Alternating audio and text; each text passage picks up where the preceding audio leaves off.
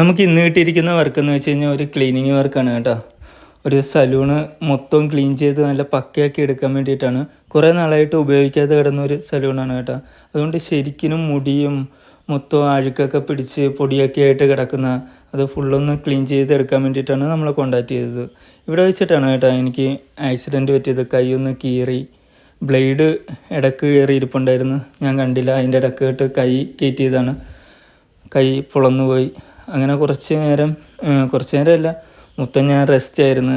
ഇവിടുത്തേക്ക് പറഞ്ഞ് full rest എടുത്തോ, ഞങ്ങൾ നോക്കിക്കോളാം എന്ന് പറഞ്ഞ്. അങ്ങനെ ഒരാൾ മാത്രം നിന്നിട്ടാണ് കേട്ടോ ക്ലീനിങ് വർക്കെല്ലാം പക്കയായിട്ട് ചെയ്തത്. അതുകൊണ്ട് ശരിക്കും ലേറ്റായി.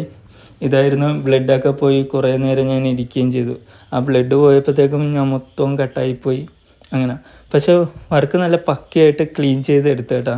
ഒറ്റയ്ക്ക് നിന്നിട്ടായാലും പുള്ളി നല്ല പക്കയായിട്ട് ക്ലീൻ ചെയ്ത് അടിപൊളി വർക്കായിട്ട് തന്നെ എടുത്ത്.